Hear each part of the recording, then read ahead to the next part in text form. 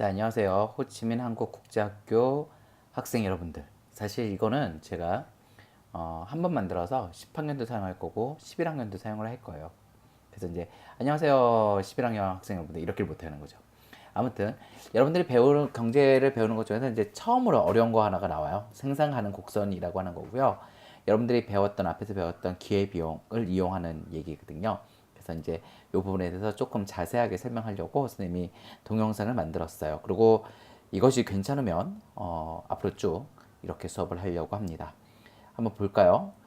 자, 생산 가능 곡선은요, 이런 문제 의식에서 시작이 된 거죠. 자, 모든 경제 문제에는 원인이 있어요. 왜 경제 문제가 발생하죠? 희소성 때문에 그렇죠. 희소성 때문에 우리는 세 가지 경제 문제를 해결해야 돼요. 무엇을 얼마나 생산할 것인가, 어떻게 생산할 것인가, 누구를 위해 생산할 것인가. 자, 우리 누구나 다 아는 얘기죠.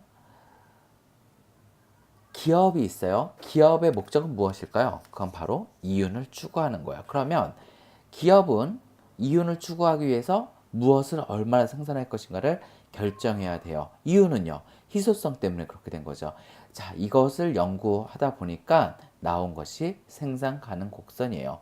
기업은 생산 자원과 생산 기술을 사용해서 최대로 어떻게 생산할 수 있을까? 이런 것들에 대한 답이라고 할 수가 있는 거죠. 자, 생산 가능 곡선이라고 하는 것은 어느 국가, 경제 또는 기업이 보유한 생산 자원과 생산 기술을 사용해서 최대로 생산 가능한 두 상품의 조합을 보여주는 거예요. 실질적으로는 두 상품이 아니겠죠.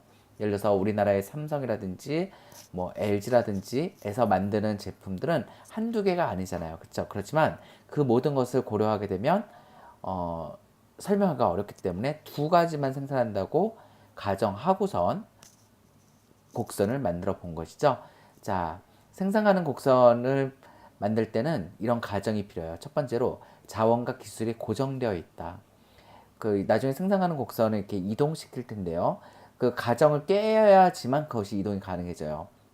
자원과 기술은 고정이 되어 있고 자원과 기술을 있는 대로 다 사용했고 놀리지 않는다는 얘기예요.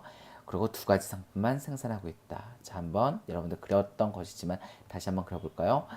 자, 어떤 사람이 옷과 음식을 생산할 수 있는데요. 옷을 생산하게 되면은 5개를 생산할 수 있어요. 그런데 대신 음식은 하나도 생산할 수가 없어요. 반면에 음식만 생산하게 되면 10개를 생산할 수 있어요. 하지만 옷은 하나도 생산할 수가 없어요.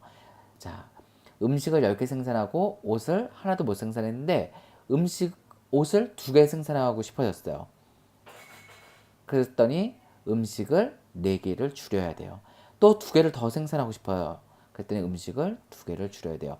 다시 1개를 더 생산하려고 했더니 음식을 2개를 줄여야 돼요. 자, 그랬더니 이러한 조합이 나왔어요. 이것을 그려보도록 할게요. 자, 우선 Y축의 점부터 그리는 게 편해요. Y축 위에 있는 점이니까 요 선이겠죠. 요 선. 자, 그러니까 Y축이 Y가 옷이고 X가 음식이니까 먼저 여기다 점을 찍어 볼게요. 이렇게요. 자, 그리고 옷과 음식의 조합에 맞는 점을 정확히 표시합니다. D, C, B, A 이렇게요. 그리고 선을 연결해 주면은 끝나는 거예요. 자, 그러면 이제 이것이 생산 가능 곡선이 만들어진 겁니다. 자, 기업이 재화를 하나 더 생산하려면 기업이 재화를 여기요. 2개에서 4개, 4개에서 6개 이렇게 생산을 하려면 반드시 어떻게 해야 돼요? 옷의 생산을 줄여야겠죠. 옷의 생산을 줄이다 보니까 자원의 희소성으로 이렇게 음의 기울기를 가지게 됩니다.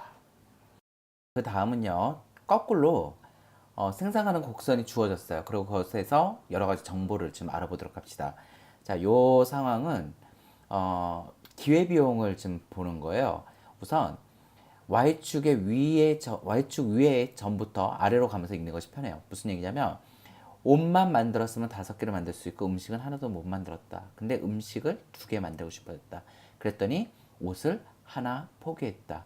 옷 하나를 음식 2개에 대한 기회비용은 옷 하나다. 거꾸로 얘기하면은 옷 하나는 음식 2개에 해당이 된다. 그런 얘기인 거죠. 그럼 음식 하나는요. 옷 2분의 1이 되겠죠. 자, 문제를 한번 볼까요? 방금 했던 거예요. 옷 5단위를 생산했는데 음식을 2단위 생산하고 싶었어요. 옷을 몇 단위 포기해야 될까요? 1단위 포기해야겠죠.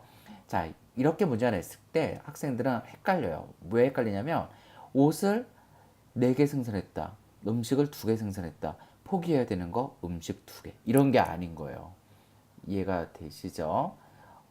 또는 옷 4개. 이게 아닌 거예요. 그쵸? 다 Y축에 있는 것부터 내려간 것을 보는 것이 좋습니다. 그래서 5개에서 4개를 생산하게 됐으니까 하나를 포기했구나. 이렇게 보는 것이 맞아요. 교과서에는 이런 문장이 있어요. 기울기의 절대값은 가로축 제곱을 1단위 더 생산하는 기회비용이다. 이런 말이 있거든요. 좀 어렵죠? 기울기라고 하는 것은 뭐예요? x 절편분의 y 절편이잖아요. 10분의 5예요. 자, 10분의 5니까 다른 말로 하면은 2분의 1이겠죠. 옷의 2분의 1은 음식 1단위를 더 생산하는 기회비용이에요. 그러니까 음식 2단위는 옷 하나를 생산하는 기회비용이 되겠죠. 요거 이해되세요? 자, 10분의 5니까 2분의 1이죠. 2분의 1은 x축, 가로축, x축 1단위를 더 생산하는 기회비용이다. 그게 옷 2분의 1이다. 음식 1단위를 생산하기 위해서는 옷 2분의 1을 포기해야 된다. 음식 2단위를 생산하기 위해서는 옷 하나를 포기해야 된다. 이렇게 되는 거죠. 이해되시죠? 자, y절편과 x절편을 이용해서 기회비용을 구할 수도 있어요. 방금 했던 얘기고요. 옷 5개 대 음식 10개는 옷 5개 대 음식 10개는 옷 1개 대 음식 2개. 옷 1단위에 대한 기회비용은 음식 2단위라고 결론을 내릴 수가 있습니다. 그러니까 요 x절편과 y절편을 이용해서 옷 5개는 음식 10개에 해당이 된다. 요거를 지워보면 옷 하나는 음식 2개에 해당이 된다. 옷 1단위에 대한 기회비용은 음식 2단위다. 음식 1단위에 대한 기회비용은 옷 2분의 1이다. 아까랑 뭐랑 똑같아요?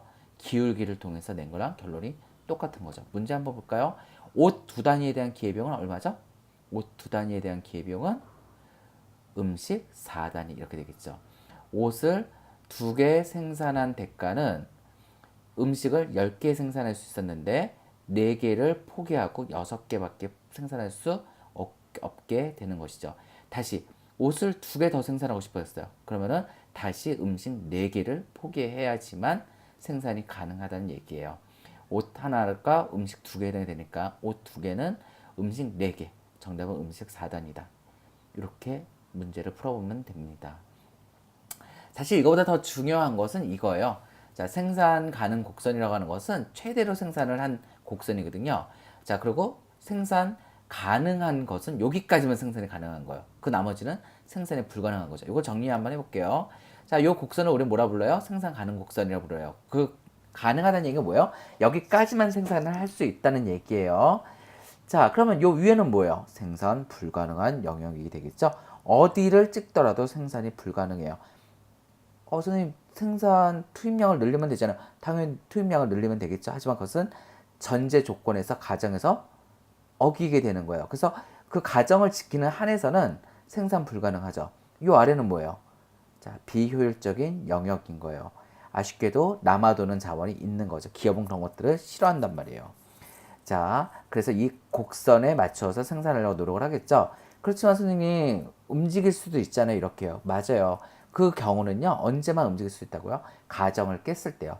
자, 생산비가 감소했거나 생산 기술이 발전했거나 자원을 추가로 투입했을 때는 이렇게 생산량이 늘어날 수 있어요. 생산 곡선이 위로 갈 수도 있고요. 또 내려갈 수도 있겠죠. 거꾸로 생산비가 증가했거나 생산 기술이 낮아질 수도 있어요. 나이가 들어서 젊었을 때는 많이 생산했는데 나이 들었는데 생산량을 적게 할 수도 있잖아요. 그렇죠? 자원의 추가 투입이 되지 않고 자원을 적게 할 경우 생산 가능 곡선이 밑으로 내려가겠죠. 그 경우는 다 뭐라고요? 가정이 깨졌을 때라는 얘기예요. 자, 여러분들 이해가 되십니까?